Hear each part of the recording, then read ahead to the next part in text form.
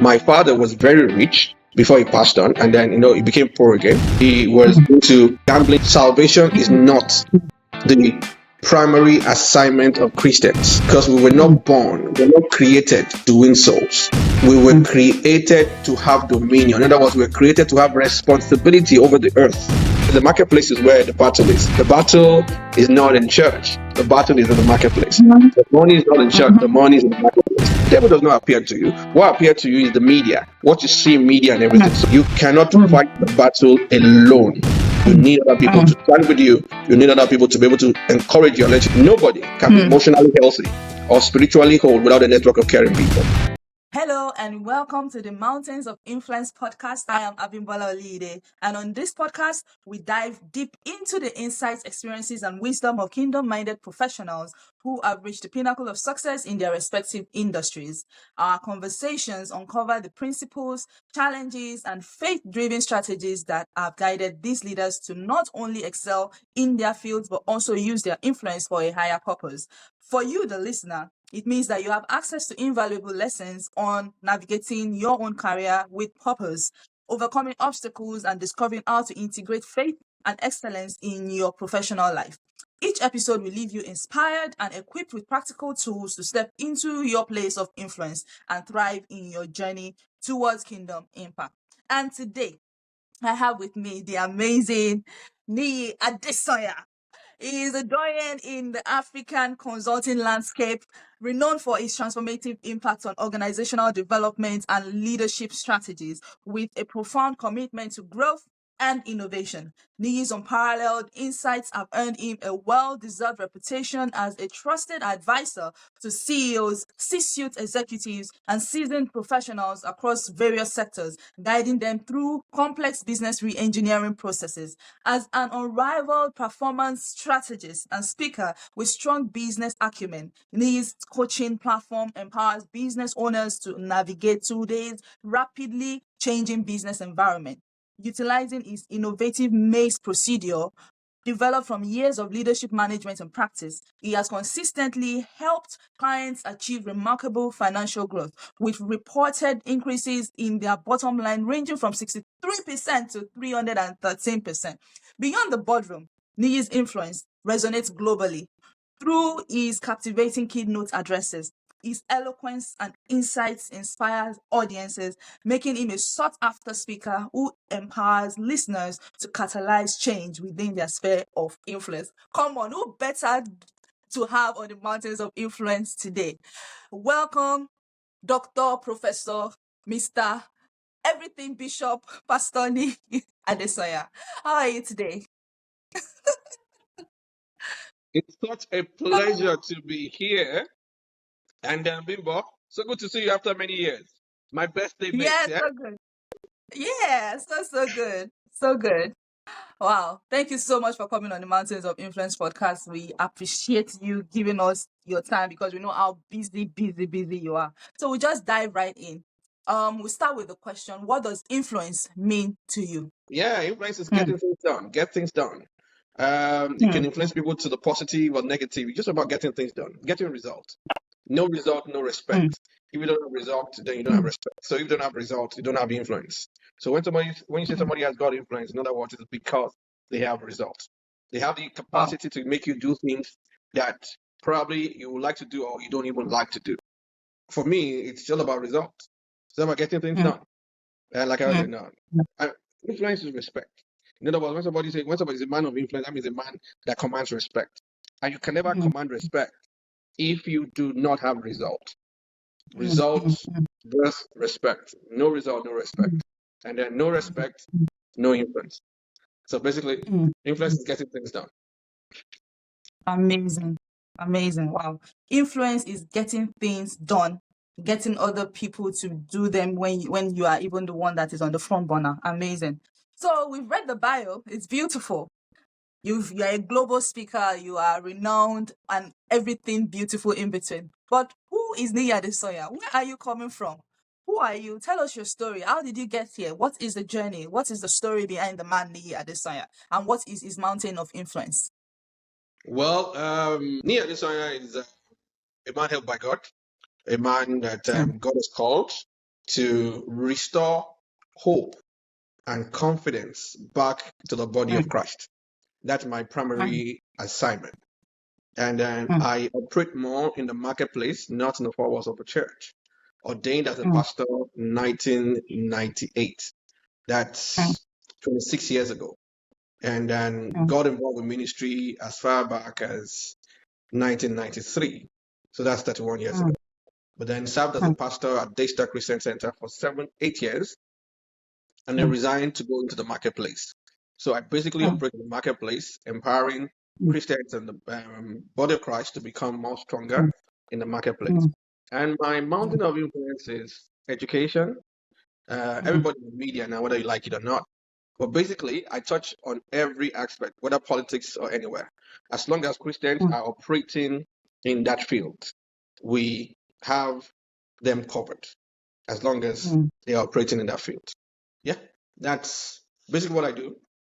Operating in every field, but it's more about empowering the body of Christ, Christians in the marketplace. And look, we are missing out greatly. We're missing out greatly in the marketplace. All effort has always been on salvation. Salvation is not the primary assignment of Christians. I repeat that salvation is not the end goal of a Christian, because we were not born, we were not created to win souls. We were created to have dominion. In other words, we were created to have responsibility over the earth. And then we're supposed to be in charge of the earth. It was because Adam ate the fruit. That was why salvation was necessary. In Genesis chapter 1 and Genesis chapter 2, there was no need for salvation. Salvation came in because of Genesis chapter 3, what happened at the Garden of Eden. So because of that, Jesus Christ came to redeem us back to God. But redeeming us back to God does not take away the primary objective of creation.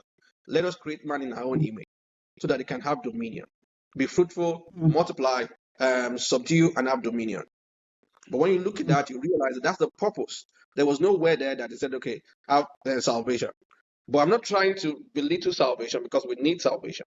But what I'm trying to say here, Christians should realize that it is more about taking responsibility on this earth. After you've gotten saved, what is the next thing that you need to do? Where do you need to go? What kind of assignments has God given you to be able to take charge and take responsibility over the earth? And then until Christians start looking at it from that perspective and that orientation, we may be missing out a great deal in the marketplace. And I always tell people this: the marketplace is where the battle is. The battle is not in church. The battle is in the marketplace. The money is not in church. The money is in the marketplace. Everything is the marketplace. We just need to put our attention on that. Good. I hope that answers your question. You said something so profound. You said the church has focused so much on salvation. They are focused so much on soul winning. But that's not our primary assignment or our primary purpose. Our primary purpose is to have dominion. So why that focus? Why is the church focused solely on that? Can you unpack that for us? Because, a lot of professionals out there, there is this saying that we always say, I think let's bring it to the Nigerian context right now, like most Christians spend their hours praying, as opposed to actually going out there to walk the work, to do the work that they need to actually make impact. They'll rather spend time praying. So can you unpack that for us? And what's that paradigm shift that we all need to have in this present time that we are living? Because you said marketplace is where the battle is, not in the church. Well, I think Christians need to realize that Jesus Christ, although he preached in the synagogue, but most of the time he's always in the streets talking to people, and most of his illustrations, if not all of his illustrations, were market-based or market-biased illustrations, talking about the sower that went to sow the seed and everything, talking about farming, fishing and everything. Most of his teaching were market-based biased. And I think Christians the teachings that we've heard, which was right at a point in time when people didn't know Christ, when we were trying to save more souls. Now, salvation is still very important, don't get me wrong. We must keep saving souls. We cannot neglect saving souls. Actually, our incursion into the marketplace is to save more souls, but not just saving more souls, is to create the culture or to take control of the environment so that the souls can germinate and be fruitful. We all know the parable of the seed and the sower. 4 different soils. One by the wayside, one on stony ground, one among stones, and then one on fruitful soil. And then fertile soil. Now, when you look at that, everything you see there is more about the environment. whatever it is, the one that fell by the stones, by the wayside, the devil came quickly and stole it. The devil does not appear to you. What appeared to you is the media, what you see in media and everything. So if we are in control of the media, we control the impact of the devil coming to steal the seed that was sown into the life of people when they came to church in the morning. You have one that is amongst the ton, the lifestyle, and talking about the cares of this world.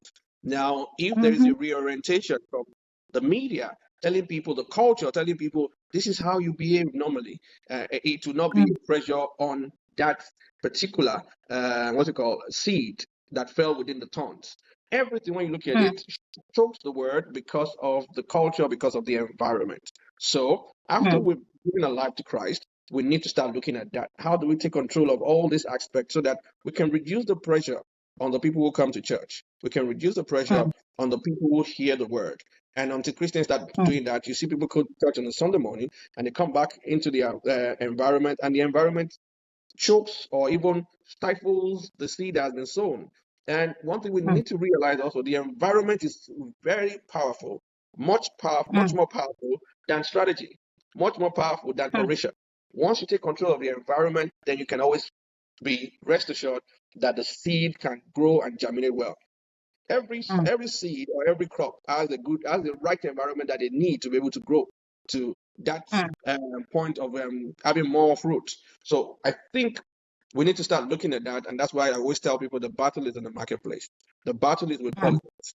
Now we see everything that is happening in the world. Just putting in a wrong leader could just spell doom for the Christians, and putting in the right leader could just change the dynamics of what you get even in schools. And you see people having curriculum that are not even Christian worthy to be shared.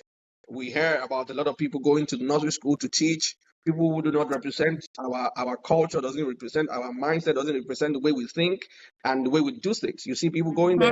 I mean, nursery school, what are they doing there? We need people in the right places to be able to control that. That is what it means to take responsibility. So salvation is not the end point. Salvation is the means to an end. The end is taking responsibility. Salvation is taking you towards that end so that you can take responsibility and be in charge of things. So Christians need to realize that. Churches need to realize that. It's good. Tell the people to go win souls. We all have the spirit, the ministry of reconciliation. We must reconcile people back to Christ. But after we have been reconciled back to Christ, we need to deploy our people so that they can be in charge of all the political parties as much as they can, be in charge of policy making, be in charge of the media, buy TV station, buy radio stations, and then make sure that whatever is being churned out or released on all those radio and TV stations agrees with our mindset, agrees with our tenet, agree with our ethos from the Christian or the conservative perspective. And I think that's what we Christians need to start looking at now. Wow, amazing. So, it's amazing to hear this, and it's good that you wear, the double hats, which every Christian is supposed to wear anyway, the king and the priest. You understand? But then, if you cast your mind back to being a young professional, what were those things that you would say were like a stumbling block to you that sort of challenged your Christian values or your kingdom values, and how were you able to navigate them? How were you able to overcome? Because I can imagine you, leaving the four walls of the church to say, okay, I'm no longer going to preach the gospel the way I preached it in the last 7-8 years. I am taking the gospel to the marketplace. But there is the language of the marketplace that you have to adjust to, to be able to say, okay, this is what I brought to the marketplace. So can you give us, a vivid, story of how that was for you? Because I know someone out there that is a young professional that is in your field, in your mountain of education, is also probably facing that kind of challenge and feels like, you said that we need to take responsibility. We need to take charge. So how do we take charge in essence as young people? Okay, good. First, I would like to say that a lot of challenges, you will never overcome challenges. Challenges will always come to you. And let me also say this, that as you navigate and you move to a higher level of responsibility, there will be higher level of challenges. Like we always say, new levels, new levels. New levels, And new levels. the levels that will meet you at the new level are more stronger than the one that you used to know at the previous level. So this is the only way out. One of the best way out is, number one, you have to stay close to God. And number two, you have to build a network of people, like-minded people.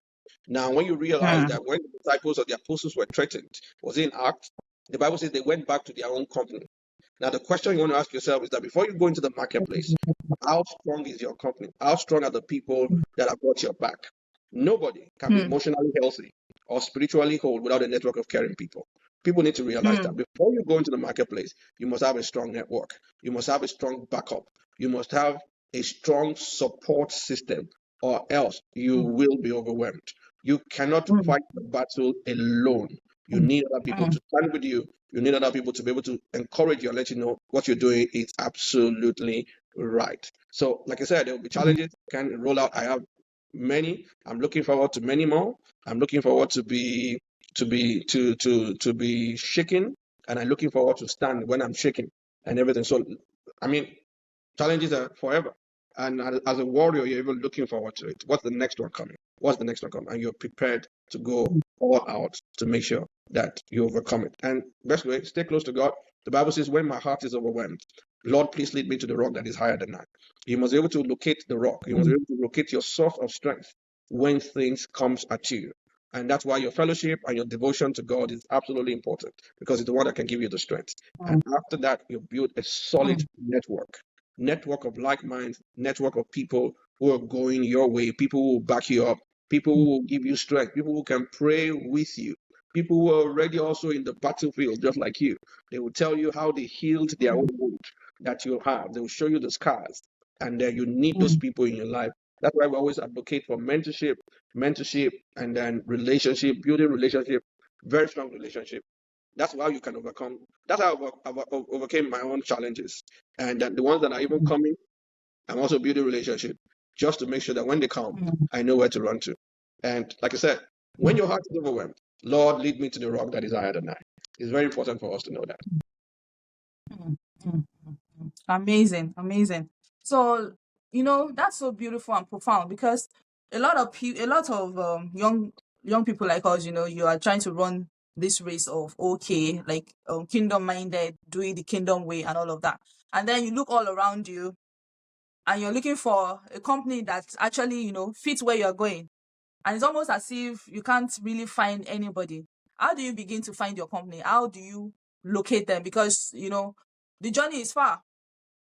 And it's not everybody that you can take with you. It's not everybody that will be able to go on the long. It's not everybody that have the same vision, even if you attend the same church. You understand? So how do you? So because right now it sounds like they are more like covenant friends. They are more like covenant partners. People that that understand the vision that you have. People that will be able to stand with you, because you mentioned pray for you, pray with you, and all of that. So I think it's a lot deeper than just a network. I think it's a close knit one, and I think that's one of the areas that a lot of us struggle in actually finding the right set of people to be able to go on that journey with. Okay, good. The first thing you need to do is to pray. Pray that God leads you to the right set of people, because He's the one that knows the intent of every man's heart. He knows what is Hmm. in every man's heart. So you need to pray and then watch Hmm. for God to lead you. That's one, two. And number two, you need to have articulated your values in life. What do Hmm. you stand for? You need to be clear about that. So once I articulate my Hmm. values, I know that what I can't compromise. So I begin to look for people who have the same kind of value like I do. And then Hmm. you may be a Christian but not have the same value that I do.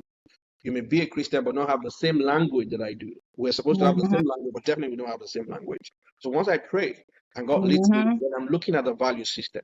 What is the value like?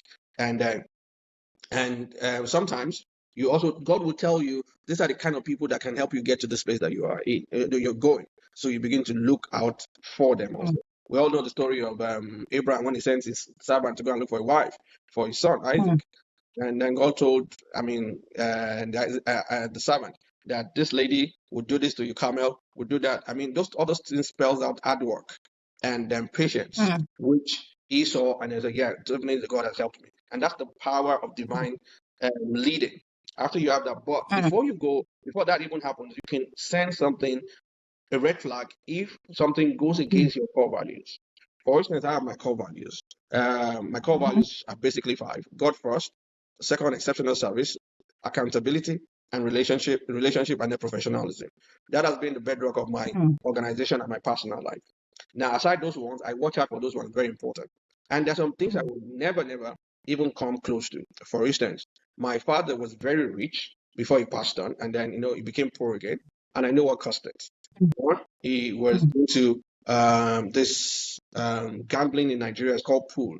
Now they call it bet and all those. Mm, I will never be close to anybody mm, who does bet, who does pool and all those things because I saw what it did to my dad. Now, that's me. I'm not saying mm, don't do it or do it, but I will never be close to somebody who is doing that. Now, my past mm, experience watching my dad with so much wealth now becoming poor, back to penury, is making me know that okay, one of the things that caused it is this particular thing. So that on its own had mm, to what I'm looking for whenever I'm looking for people who drive these things together. But those are mm, secondary. That is the secondary value that I'm looking for.